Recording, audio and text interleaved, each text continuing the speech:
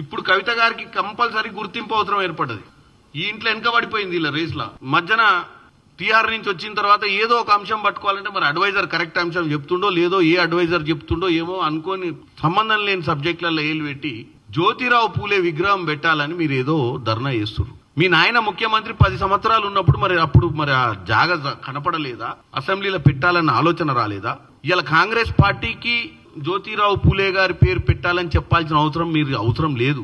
9వ తారీఖు డిసెంబర్ 2023 ప్రమాణ స్వీకారం చేస్తున్నటువంటి రేవంత్ రెడ్డి గారు ఎల్బీ నగర్ లో ప్రమాణం చేసిన నిమిషమే మీ నాయన కట్టిన ప్రగతి భవన్ ల కంచె ఉడబిక్కి దానికి జ్యోతిరావు పూలే ప్రజాభవన్ గా చేశారు. అంతకుముందు కేవలం రాజభవనం, ప్రగతి భవనమే ఉండేది. ప్రగతి అని పేరు పెట్టిన అది రాజభవనమే ఉండే. మరి కవిత గారు మర్చిపోయినట్టు మరి చెప్పేటోళ్ళు చెప్పలేదేమో. ఇవాళ బీసీల మీద చిత్తశుద్ధి ఉంది కాంగ్రెస్ పార్టీకి. జ్యోతిరావు పూలే గారిని స్మరించుకుంది ప్రమాణ స్వీకారమైన కొన్ని నిమిషాలకే. ఇప్పుడు మీరు వచ్చి మళ్ళీ తెలంగాణ ప్రజలకు కాంగ్రెస్ పార్టీ అసెంబ్లీలో జ్యోతిరావు పూలే గారి విగ్రహం పెట్టాలని చెప్పి మీరు అక్కడ ధర్నా చేస్తుంటే నవ్వు వస్తుంది మాకు. కాంగ్రెస్ సంవత్సరంన్నర పాలనలో జ్యోతిరావు పూలే గారిని విస్మరించిందా, జ్యోతిరావు పూలే గారి ఆదర్శాలను అనుసరించిందా అని చూసుకోవాల్సిన అవసరం కూడా కవిత గారికి ఉండే. కానీ లేదు, ఏదో చెయ్యాలి కార్యక్రమం చేయడమే తప్ప చిత్తశుద్ధి లేదు, ఏం లేదు.